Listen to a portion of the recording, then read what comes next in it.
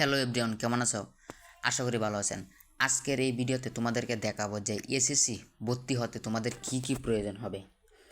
একাদশ ভর্তির 2025 চূড়ান্ত ভর্তির সময় প্রয়োজনীয়তা, কাগজপত্র ও ভর্তির ফর্ম কি কি প্রয়োজন হবে সেটি আজকের এই ভিডিওতে দেখাবো। চলেন কথা না বাড়ি মূল ভিডিওতে চলে যাই।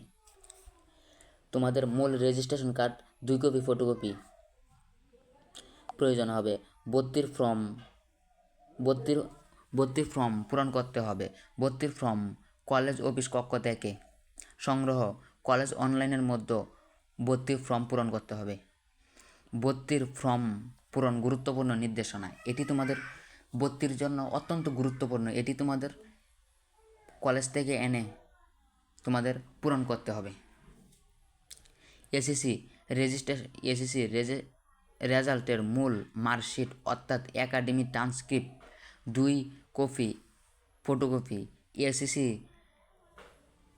রেজাল্টের মূল প্রশংসাপত্র অর্থাৎ একাডেমি টেস্টিমোনিয়াল 2 কপি ফটোকপি। মূল প্রবেশপত্র অর্থাৎ অ্যাডমিট কার্ড 2 কপি ফটোকপি তোমাদের প্রয়োজন হবে। একটি মোবাইল নম্বর তোমাদের প্রয়োজন হবে, সেটি যদি তোমার ফ্যামিলির দেও সেটি ভালো হয়, এবং তোমার নিজেরও যদি দেও কোনো সমস্যা নেই, নিজেরটা দিলেও হবে।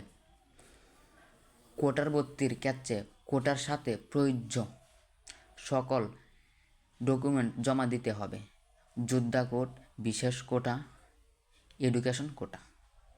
তোমার দাদা তারা যদি মুক্তিযোদ্ধা করে, সেই মুক্তিযোদ্ধার ডকুমেন্টস সব কয়টা জমা দিতে হবে। শিক্ষার্থীর পাসপোর্ট সাইজের ছবি 4টা থেকে 6টা লাগবে। শিক্ষার্থীর স্ট্যাম্প সাইজের ছবি 2টি থেকে 4টি কপি লাগবে। পিতামাতা বা অভিভাবকের পাসপোর্ট সাইজের 2 থেকে 4টি কপি প্রয়োজন হবে। শিক্ষার্থীদের জন্ম নিবন্ধনের কার্ডের ফটোকপি 1টা।